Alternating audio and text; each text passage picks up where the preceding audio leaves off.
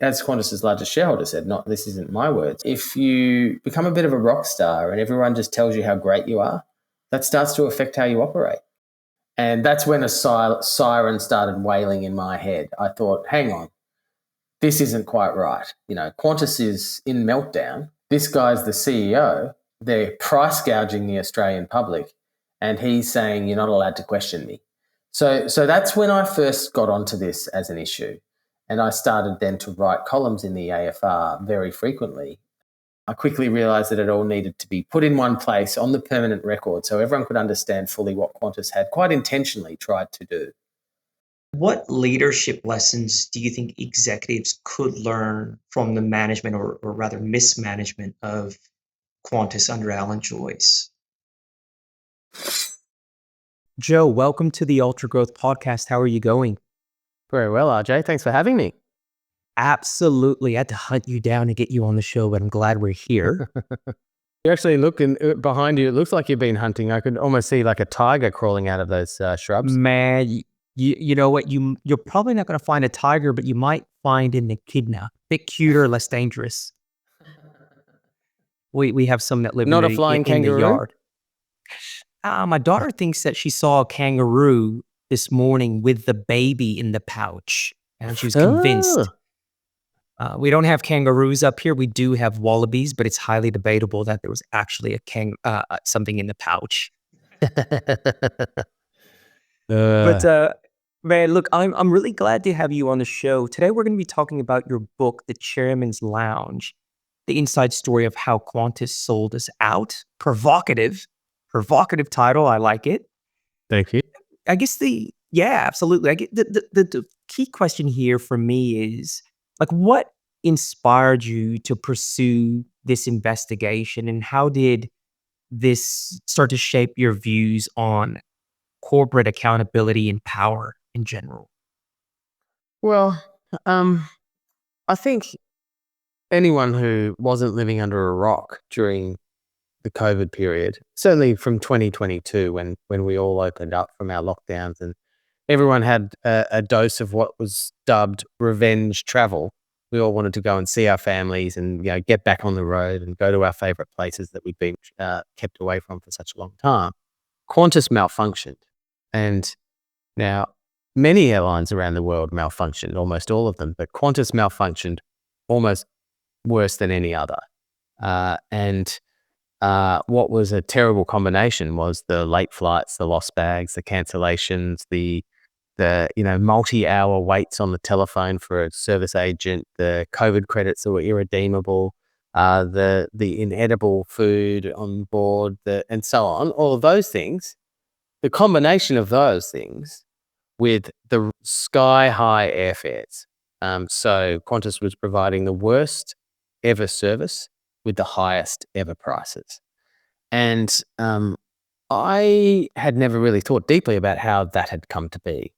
But what did catch my attention, and at that time I was a journalist writing the Rear Window column each weekday in the Australian Financial Review, what did catch my attention was Alan Joyce saying some fairly strange things in August of 2022. He was questioned by The Australian after he had been on vacation in Europe in July of 2022 when Qantas had its worst ever month of scheduled performance. And his answer was, well, I'm not a public figure, so it's nobody's business where I go and what I do. And that's when a siren started wailing in my head. I thought, hang on, this isn't quite right. Qantas is in meltdown. This guy's the CEO. They're price gouging the Australian public, and he's saying you're not allowed to question me. So that's when I first got onto this as an issue, and I started then to write columns in the AFR very frequently. And in fact, I fixated on this issue as Qantas continued to deny that anything was wrong, and they continued to price gouge, and they produced a record profit in that year that ended in 30 June 2023. And I wrote dozens and dozens of columns attacking Alan Joyce and the company for the way they treated the Australian travelling public. And that campaign ran right up until the point Alan Joyce was forced to resign, and then also half of the Qantas board was forced to resign after that. So that's sort of how I got onto it. And then after everyone had resigned, I thought, well, how did this happen? How did we get to this point? And that led me to dig deeper into sort of how it all started at the beginning of COVID. And I quickly realized that it all needed to be put in one place on the permanent record so everyone could understand fully what Qantas had quite intentionally tried to do. What were the key features of what you found? The first, and I think most important thing, is Qantas after COVID, when they were in meltdown, they were looking for excuses. And the obvious excuse was, well, this is happening to all airlines around the world. It's COVID, it's the supply chain disruption, it's crew sickness, and so on and so forth. And that was, by the way, that was partly correct, but it was only part of the story. What I found when I went back to 2020 and then and how this all started is that was an excuse that they came up with in 2022. Sorry, I should say the other excuse they came up with in 2022 was, well, we almost went bankrupt. I mean, don't you know how close we were to going bankrupt? And so, yeah, when I went back to 2020, I thought, well, let's have a look at that. Did they actually? And what I quickly learned is that, sure, in the first month of COVID, Qantas was very afraid of their position, but they were so confident in the end that they decided ultimately that they were so confident in their position that they would tell the government they didn't need any financial support because they calculated that Virgin Australia did need financial support. So they decided, we will say we don't want any money, and therefore Virgin shouldn't get any money, and then Virgin will collapse. And that's exactly what happened. And once Virgin collapsed, Qantas changed its mind and said, yes, we would like money after all. Now, that's the first thing that is inconsistent with what Qantas says later. The next thing this is the important thing, I think, is that they then realize that COVID is an opportunity. And Alan Joyce asked the market for $1.4 billion of new equity. So they have a capital raising, they turn to shareholders and say, give us this money. And what we'll do is we'll use it to pay redundancy payments to 10,000 staff. And we'll sack a third of our workforce. And we'll cut all these other costs in other ways. We'll slash our catering and our marketing and our property footprint and everything. We're going to jet starize Qantas, and we're going to be so efficient and mean and lean that when we come out of COVID, we are going to make super profits. And as you can imagine, a lot of investors signed up for that. They said, that sounds terrific. We'll buy shares at $3.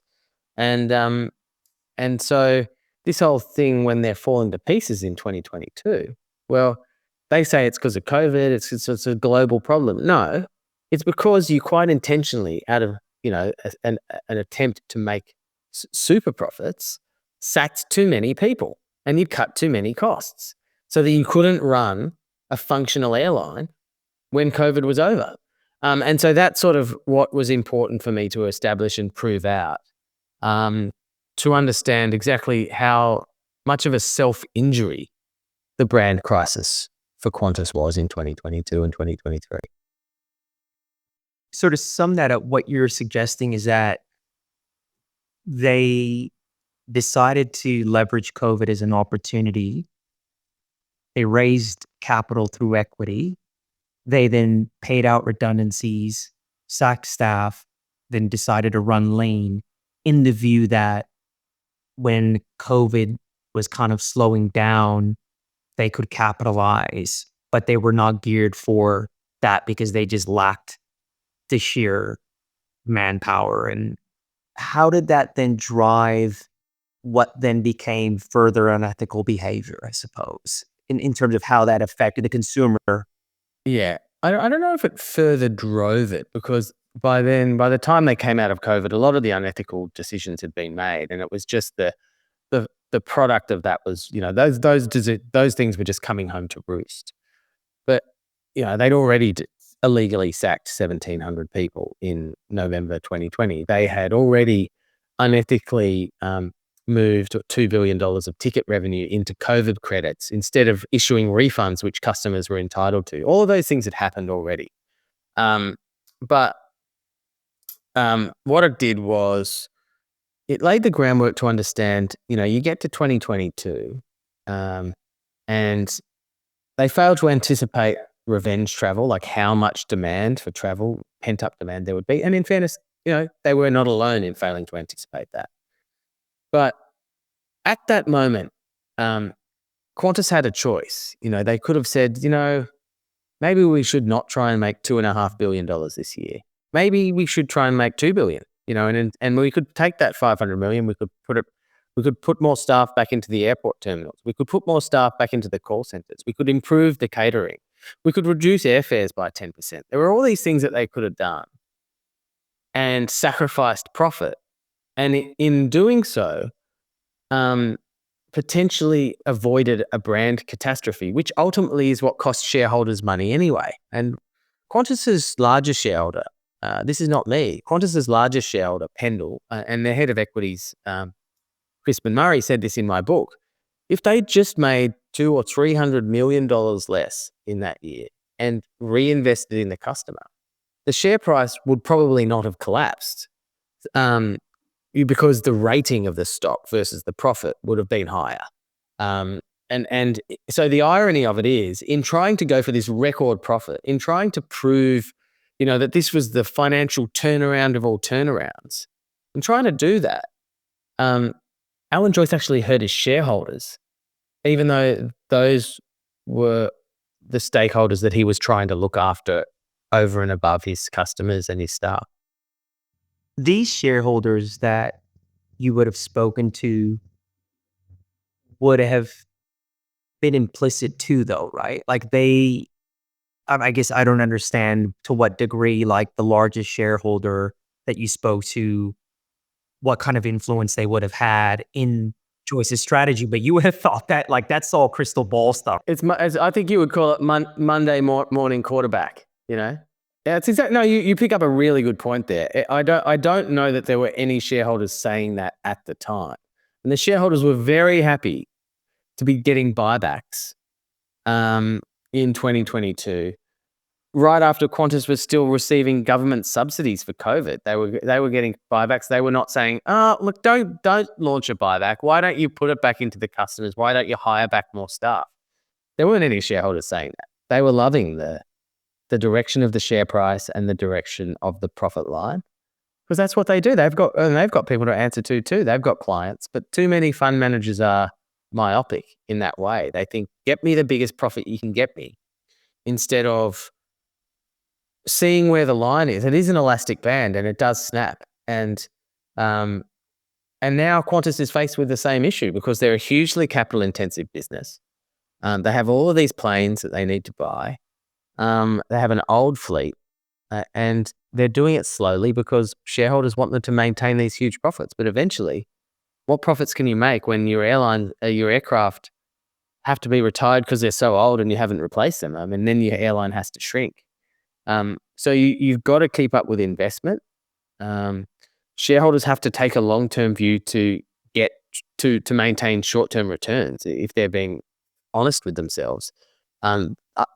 What Qantas was doing here was engaging almost in private equity style tactics, short-termism. They shot themselves in the feet.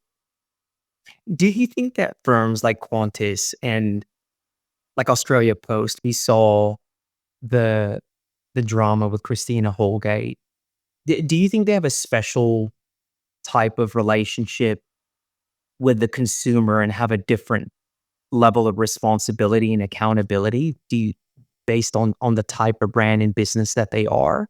Well, Qantas is not a government business anymore. We know that.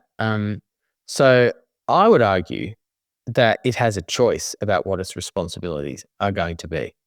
A normal public company, and by that I mean, a publicly traded company, its responsibilities are to its shareholders. But if you're a consumer company, your responsibilities have to be to your customers and your staff, or your shareholders will not be looked after. So that's one thing. But Qantas also chooses, no one forces Qantas to do this, Qantas chooses to merchandise its position as the national carrier. It is not the national carrier. There's no technical rule or status of Qantas that makes it the national carrier. It just calls itself the national carrier. It calls itself the Spirit of Australia as a marketing tagline, as a marketing tactic, in order to charge us to use our national love and our sense of national pride in order to extract higher airfares from us for customer service that is often inferior to its competitors. So that's a choice they make. They want to be the national carrier for monetary benefit. Unfortunately, then, that means if they want to trade on our love of Australia, they then will get an outsized emotional response from us if they betray us. And if you want to be the national carrier, if you self-nominate as a national carrier, then you have responsibilities that come with being the national carrier. And the problem is that Qantas abandoned those responsibilities during COVID. Yeah, absolutely. It's very different to say if it was like an airline out of Thailand or Bhutan Correct. or something, right? Like, you know what I mean? Like, it'd be like, oh, okay, whatever, right? Or indeed in the US, where there's no US carrier has more than 18% market share. So there is no American, there is no United States national carrier. And by the way, that's better for competition. They obviously have a much bigger population, but they don't run into that sort of problem. Some of the old flag carriers, Air France, Lufthansa, British Airways, they all have those same sort of situations, and they face the same issues. But a lot of them have fallen into government hands at various times. Like Lufthansa, Air France, their governments took stakes in them during COVID, became shareholders. But Qantas has a very unique place, I think, in the psyche of their home country. Yeah, I agree. I agree with that. In terms of leadership lessons, right? Like, it stands to reason that Qantas will ultimately recover. Time will do time's thing, and it is what it is. You've got a monopoly, basically. So I think understanding the lessons is what's key here. Like, what leadership lessons do you think executives could learn from the management or rather mismanagement of Qantas under Alan Joyce? Well, the first lesson you learn is that 15 years is too long to be the CEO of a large organization. And what happens when you are in a position that long is that it affects the culture of the organization in negative ways. So that's the first lesson. How, Joe? How does it affect the culture negatively? And there's again, this is not just me saying this. There is peer-reviewed research out there about how power affects powerful people over time, and it has the same impacts or very similar impacts as a traumatic brain injury. Over time, powerful people become more. They become less risk averse. Less risk aware and less able to see things from other people's point of view. And the way that works is that we're socially co-regulated human beings. You and me will sit in a meeting of 10 colleagues, and we won't realize this is happening, but subliminally, we're looking to each other for our signals. Like, we laugh when other people laugh. We smile when each other smile. We grimace when each other grimace. Powerful people cease being tethered to that system because they can laugh whenever they damn well want to. And the other thing that works against them is that the people below them, they stop giving them honest feedback because the people below them are responding to their own incentives, which is to survive. And so the longer it goes on, the less honest feedback you get, and the more that process ultimately impairs your judgment, and therefore it becomes a cult of the leader, because the leader always needs to hear what they want to hear. And that you see that, and that just infects an organization from the top down. And there's no doubt that's what happened at Qantas. So that's obviously a very simple learning. You don't let the CEO stay for 15 years. That's a very good point. And in terms of any other lessons that you think that leaders could take from this in terms of how things could have been managed differently or better? I think, and as the book explains at the outset, like when Alan Joyce was 11 years into the job, and he really should have left then, and I haven't spoken to him about this, but I put money on the fact that he wishes he did leave then now. But when before COVID hit in 2019, he had the company in a perfect balance. Shareholders were happy, staff were happy, customers were happy, the company was making lots of money. And the thing about a consumer-facing company in particular is if you become too focused on shareholders, that holy trinity gets out of balance. And you think that you're doing the right thing by your shareholders, but you're actually doing the wrong thing by your shareholders. Because if you piss off your customers too much, there's only so much they can take. As you say, Qantas customers will come back. They have a monopoly. This will blow over. In a few years' time, Qantas will be back to where it was. But they will this will have hurt them along the way. It's not necessary to go through something like this. And so the lesson is the balance of the holy trinity of shareholders, customers, and staff. And the great comparison is when Brad Banducci took over at Woolworths in it's about 2016. And Woolworths was in a really bad position, and Coles was absolutely flogging them at the time. And Woolworths shareholders said to the board and to Banducci, "We understand the position you're in. What you need to do is you need to drop your prices. You need to increase your investment in your supermarkets. And we understand that means that your profits are going to fall for the next couple of years. That is still what we think you should do. Because in the long run, we're going to win back customers, satisfaction is going to go up, you're going to win your market share back, and the company will roar." And that's what happened. And what Qantas needs, but maybe, it's arguable whether they have, is shareholders who take that approach right now. It's tricky, right, Joe? Because, I think up to the events that, drove these issues that the public became aware of, I think the public opinion of Alan Joyce would have been hero up to that point, like doing a relatively good job.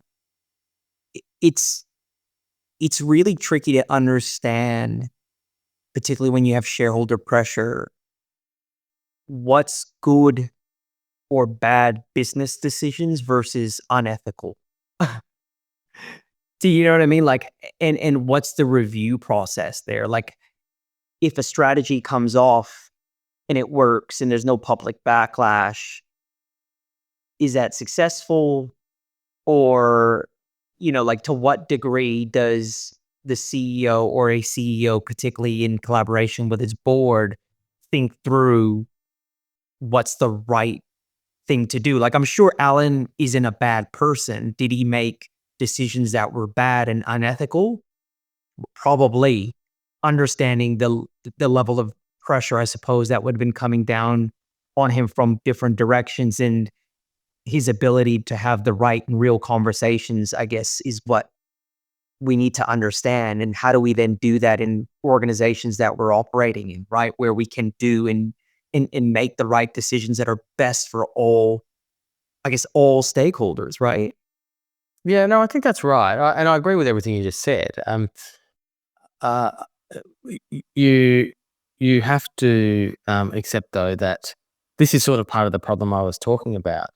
Alan Joyce's judgment became impaired in later years by being there for too long. And I think he wouldn't have made some of those decisions had he not been there for so long. And that's so that's just really underlines how important that point is.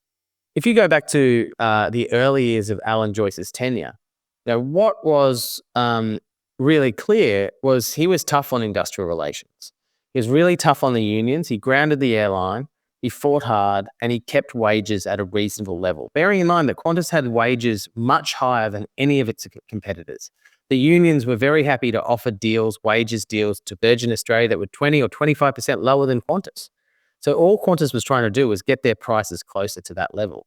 And lots of people supported that. And it was very hard work and unsexy work, but ultimately Qantas managed to keep wages low at around the level of inflation. And that was a big part of why Qantas became a much more profitable company in those 5 years before COVID hit. But he never broke the law. He never got to the point of crossing into law breaking on industrial relations where where Qantas, I should say, not Joyce in particular, but where Qantas illegally sacked 1,700 people who were on JobKeeper. They were being paid for by the government to keep their connection with the company. And those are the kind of decisions where you can support sort of the Qantas strategy all along, go, yeah, that's tough, that's crossed the line. And they even lost a lot of people, I would even say like me, who supported they were a commercially quite aggressive company, but they got to a point where they couldn't see, where they just they never knew how not to fight. Everything was a fight. They had to win. It was winner takes all. There was no such thing as compromise. And that, again, that's a cultural thing. When you have a zero-sum game, it's short-sighted, and that's sort of so I sort of can't put it's an overarching sort of approach problem. Possibly a culture built on the back of a scenario when you're not really competing against people, right? Like Qantas is at such a long time at being the market lead. There would be a fair bit of pressure. Like, you work there, I didn't work there. I know lots of people that work there, but I mean, that's a pretty high bar to maintain, right? Like, as if tomorrow you're disrupted by a competitor airline, you'll be known as the team that lost massive market share. Sure, right? Like sure. Absolutely. that would, right? Like, so I don't doubt that's probably playing in terms of what's happening as well. Yeah. Oh, no doubt. And it's such a tough competitive game. And back in the early days, Qantas had very low profit margins. It certainly doesn't have low profit margins now, but airfares fall a little bit too much, your costs get out of control a little bit, and there goes your profit. You're on a wafer thin margin. And we saw that in the 2010s when John Bulgetti took over Virgin Australia, took it up market, had business class, was funded by foreign shareholders, and Qantas was just bleeding money. Even from a dominant market position, they were just bleeding money. So yeah, it's not simple. And I hope anyone who actually takes the time to read my book would find that I don't paint Alan Joyce as just this mono-dimensional bad guy. He's a complicated figure. He's a hyper-numerate, intellectual powerhouse who did some great things at Qantas and deserves a lot of credit for that. But ultimately, over the time, I think became, as Qantas's largest shareholder said, this isn't my words, if you become a bit of a rock star and everyone just tells you how great you are, that starts to affect how you operate. And that's human nature. No one should judge Alan Joyce, especially for that. It would happen to any of us. If you could give one piece of advice to today's CEO about avoiding the mistakes highlighted in your book, what would that one piece of advice be?